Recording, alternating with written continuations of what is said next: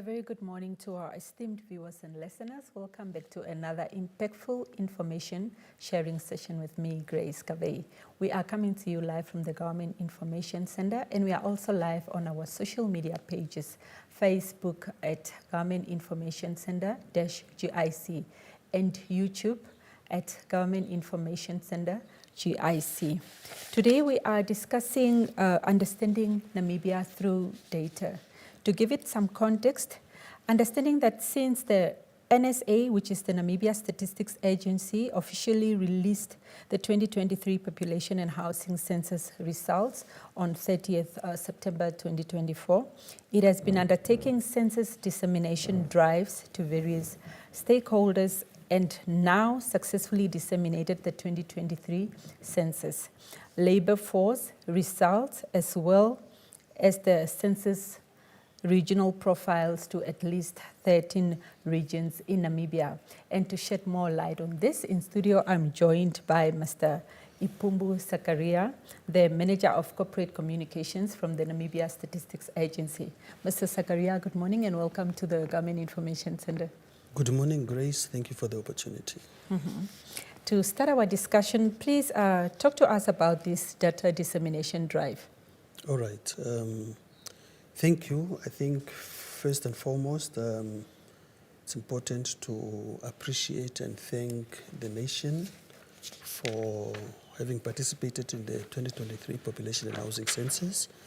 Remember, it's a national exercise conducted every 10 years, and without the nation giving you responses, you'll never be able to get that data. So that is the first thing, is really just to say thank you to the Namibian nation and everybody who was present in Namibia that time, that they took time off to cooperate. So that is really appreciated. That's one.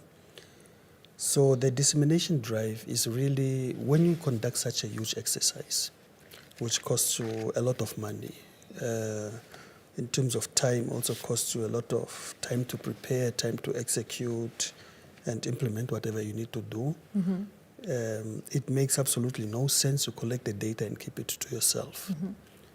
The Statistics Act, it requires us to share or release or disseminate the information that we collect with to the nation. So it's a requirement. We are not allowed to conduct or collect data and literally keep it to ourselves. We are not allowed to do that by law. So what we have done is, ever since we released the data, we formally engaged all of our stakeholders to share the data with them. The modus of operandi was actually very simple. We had a huge stakeholder list of all the significant stakeholders that we need to see, that we need to share the data with. And our modus of operandi was underpinned by a principle that said, if we found it necessary to ask you for assistance for the census, we found it also necessary that we come back to you, report back to you and inform you what is the data that we have acquired. Okay. So that even next time we have data collection exercises, you might just be willing to participate in it because we came back to you. These are the stakeholders. These are the stakeholders. So our stakeholders, they were various. It was a huge list comprising, of course, of government leaders, regional, local authority leaders, students, private sector, all kinds of institutions, all kinds of clusters. So ever since the data was released officially in October 2024, we, after that, embarked on a massive dissemination strategy or implementation program where we essentially went and presented the data to the various stakeholders. Of course, we specialized or ensured that we focus the discussion to the audience. For example, let's say you're going to the banking sector, you'll make sure that you have as much information that you have collected which relates to the banking sector with them. When you go to the government, you do the same. When you go to the private sector, you do the same. When you go to the students, you do the same. So it was quite a hectic exercise. We crisscrossed the country. We went to see all relevant stakeholders that we literally ask for assistance, and as well those that we think need the data for their planning, monitoring, and for whatever purposes. And we went about to do that. I think it was quite successful. Maybe time was probably not we didn't probably have all the time that we wanted to do a bit more, but of course we still have time to continue to do so. But we are quite happy with most of the stakeholders that we've seen, because we were able to get the statistics to them, which of course they found relevant and necessary for their development planning or whatever that they're doing. So we can actually say we are quite satisfied. But of course, it's going to continue. It's an ongoing process, and we shall continue to do so. Yes. While there, what insights do the 14 census regional profiles provide? All right. Thank you. Good question. What they provide is, Namibia is a diverse country, very, very diverse.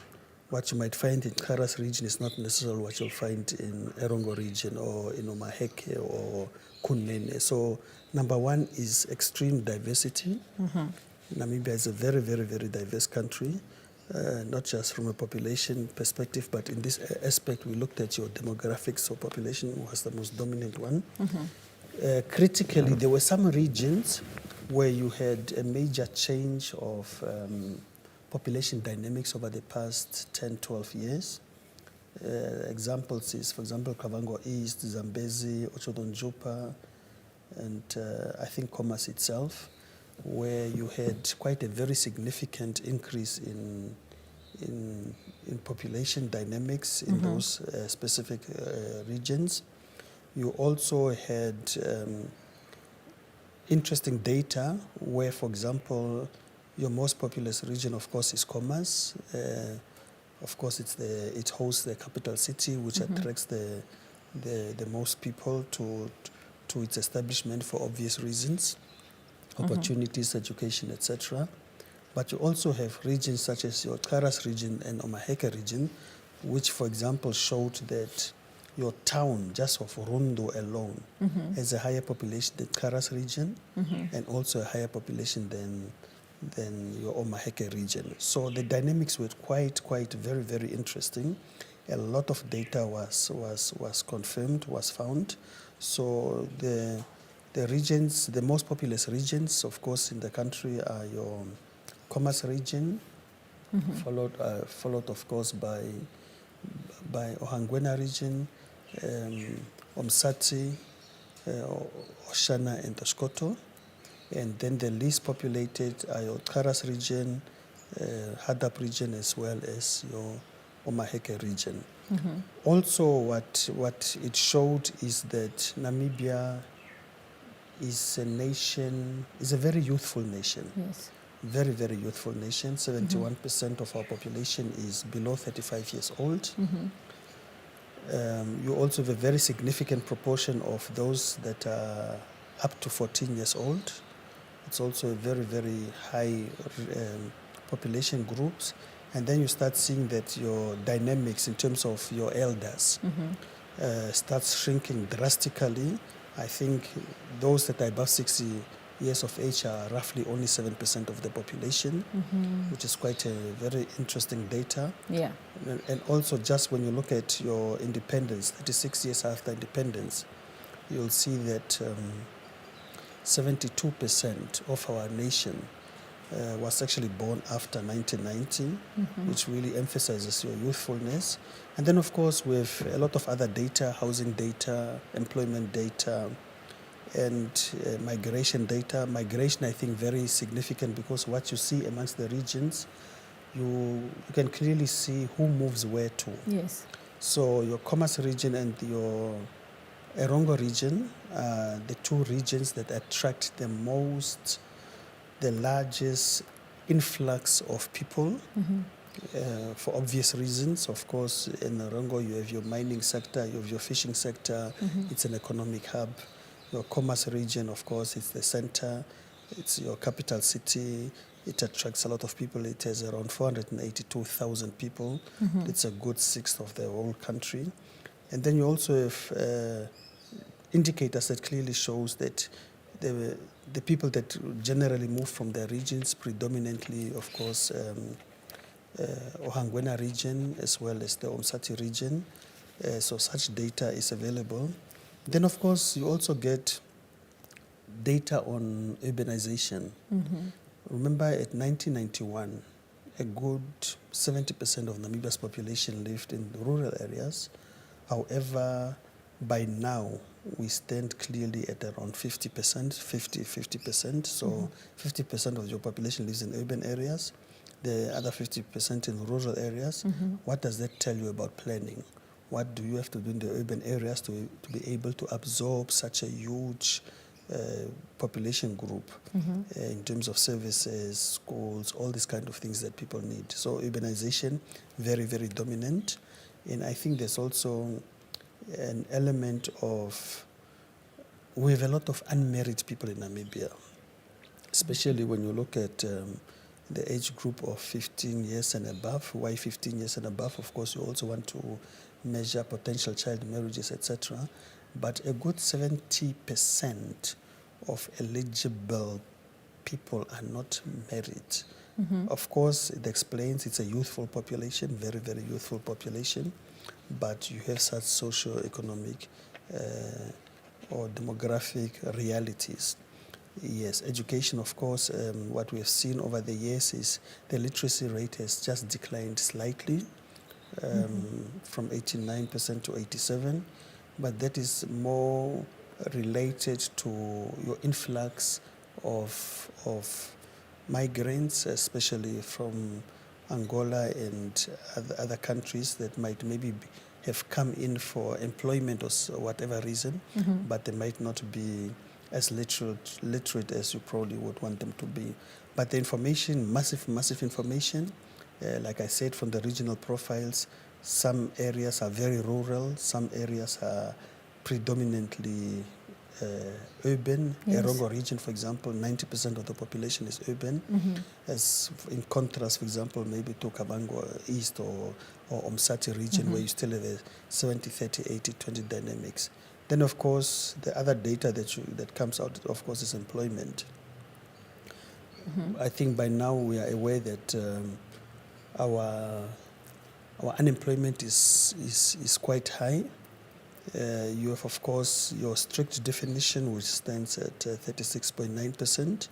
But then for planning purposes, you also look at your broad potential unemployment, which is the one that rather raises alarm, simply because it's pretty high considering your youthful population, and the fact that, of course, Namibia is considered resource-wise quite a rich country, so it's quite a dichotomy of why you are in a rich country with generally, not really you're poor, but a lot of people that can't find employment, etc.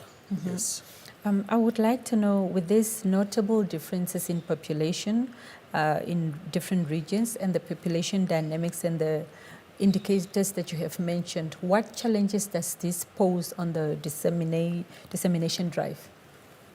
Yes, from a dissemination drive, remember Namibia is vast. Yes. So on the dissemination drive, it's just that you need to try to reach each and every corner. So what we were doing literally, we had a top-bottom approach where we go to each region, to each major city, local authority or city, to each generally big university, your regional police headquarters, all kinds of institutions that you have.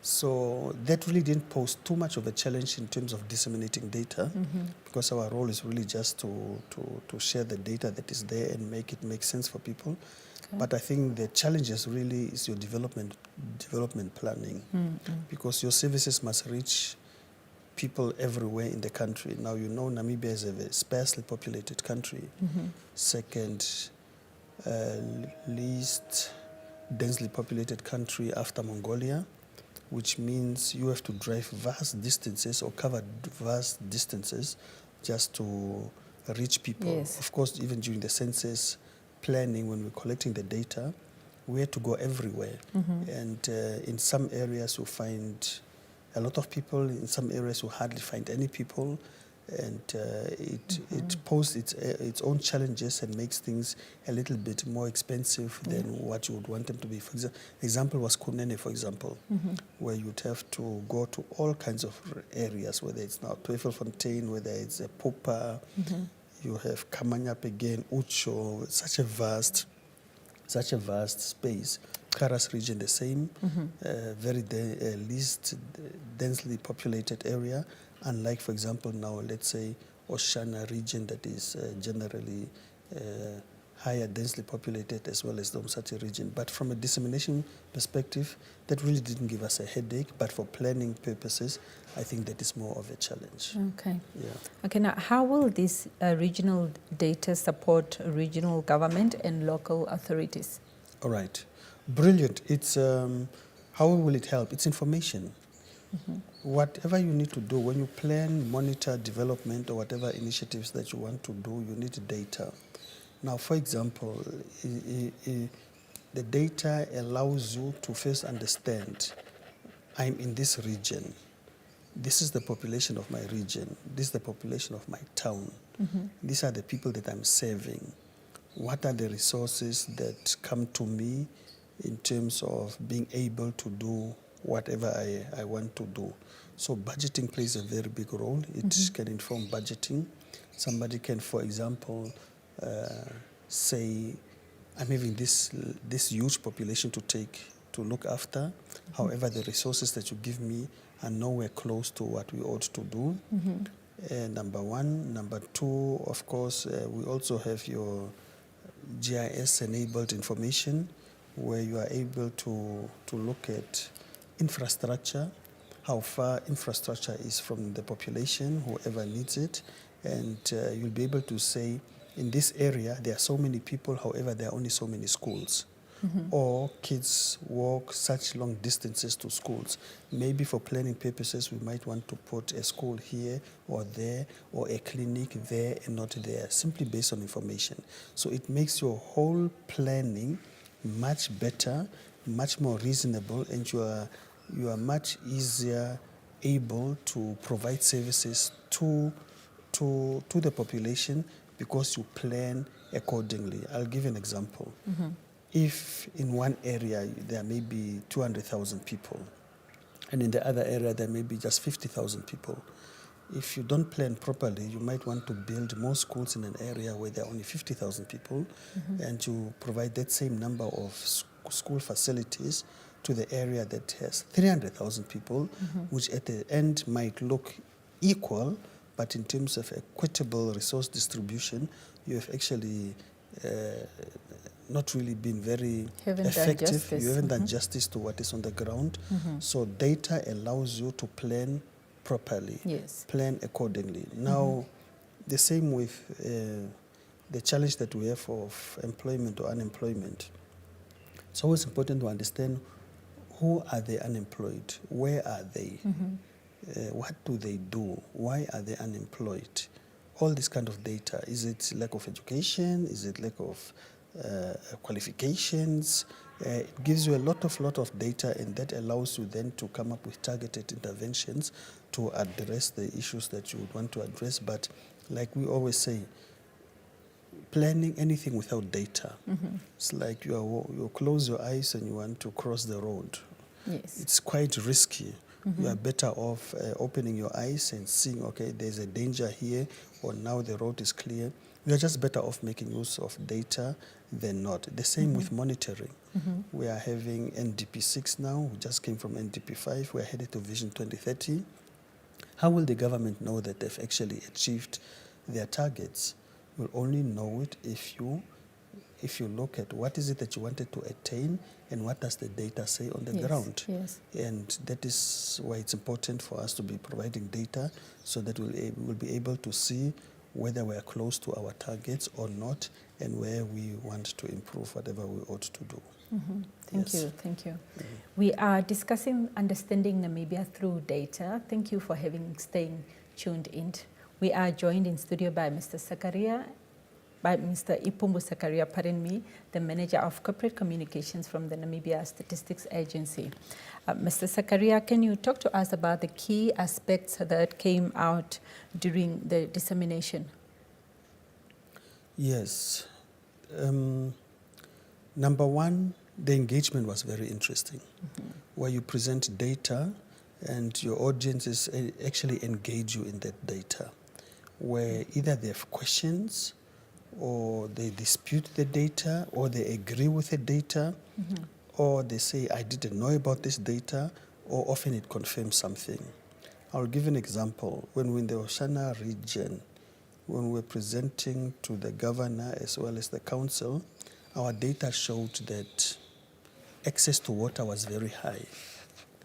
It was then interesting to have the governor tell us that no, he agrees with this data, because when he went to familiarize himself with the region, one of the things that he found out from his councillors and everybody else is that access to potable water was not a problem.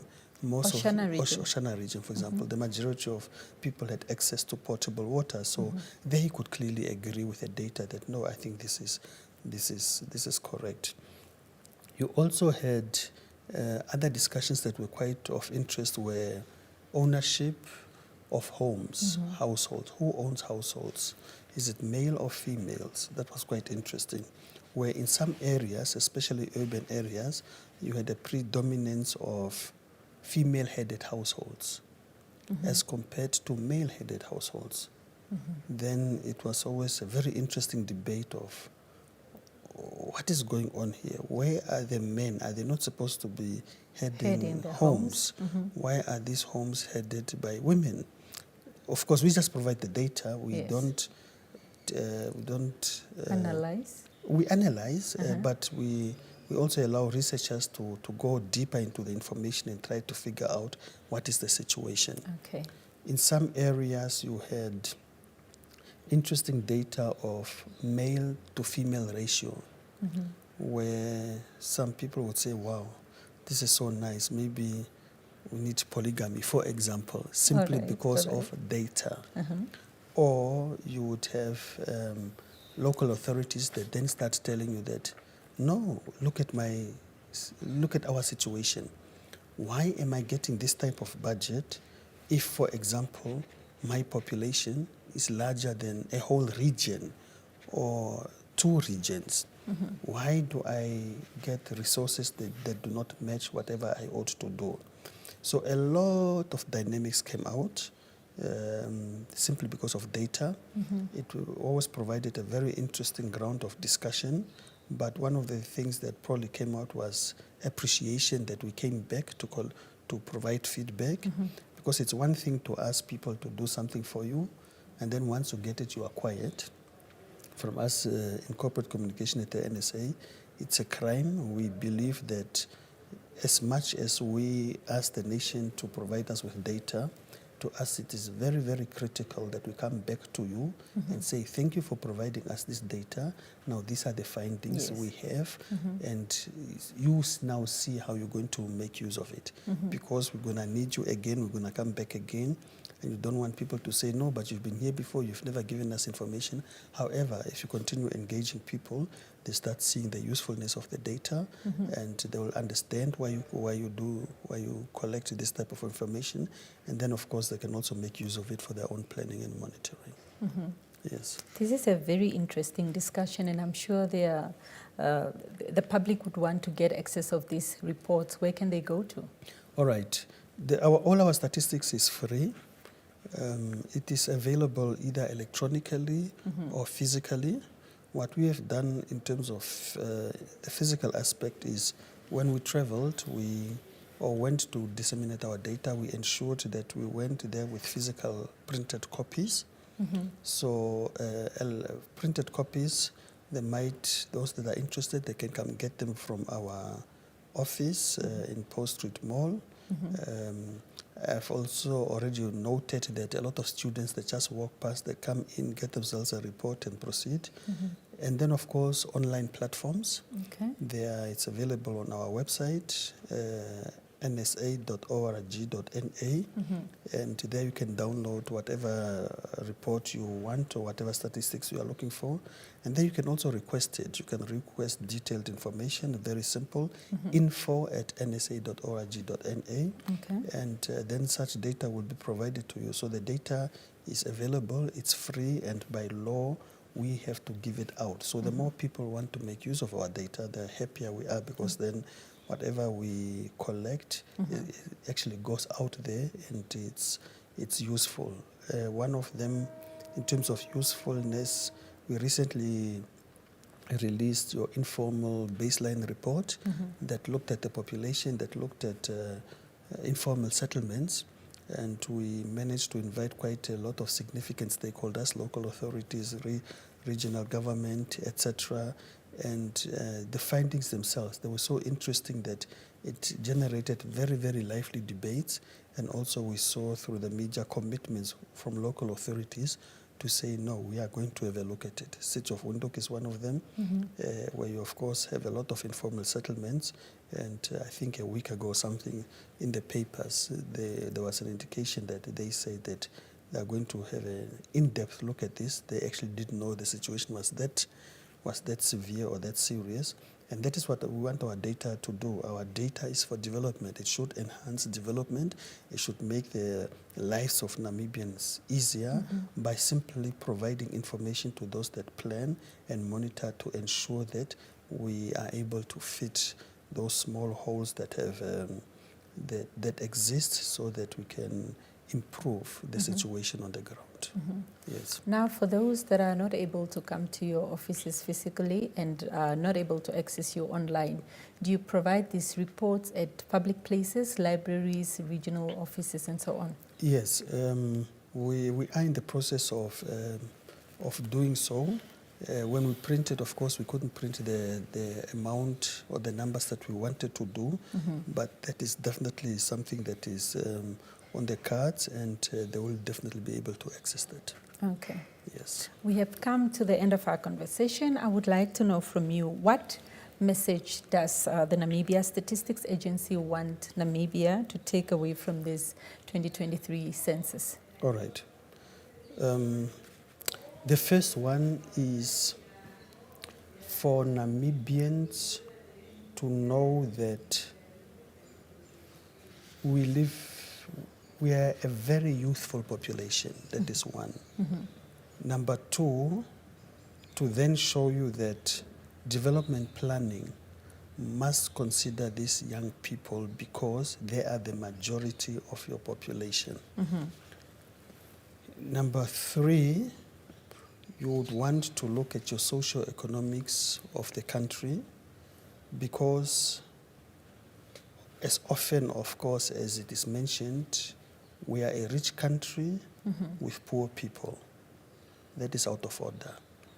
Our inequality is one of the highest in the world. It's nothing to be proud of. We are probably the third after Brazil and South Africa. And we must not shy away from discussing such things, because it's the reality on the ground. The potential is there, the resources are there. We must just find a way to distribute our resources more equitable. And also what the main message that probably people want, I would want people to know, is that we appreciate them participating in our surveys. They must not get tired of us. We are going to continue coming back to them, because we have a lot of data collection exercises. The information will always be shared with them. And we also want to make people aware that you do not have to plan in darkness. The data is there. Most of the data that you would want or that you might think is not there, we have it. Okay. We'll give it to you for free, and just ask us. You'll be shocked by what type of data we have, and we want it to go out. So the message is, Namibians, let's make use of statistics. It can make your life easier, your planning better, and we are more than willing to provide you the data that you have given us free when we came to collect such data from you. And then, of course, just to appreciate Namibians for always participating, and we look forward to them to continue doing so going forward. Yeah. Mr. Zakaria, thank you so much for coming to our studios to share this important discussion on understanding Namibia through data. you are most welcome, and thank you for the nation for listening. Without diluting the message from the Namibia Statistics Agency, this is where we end our discussion today. From me and the rest of the crew, it's goodbye.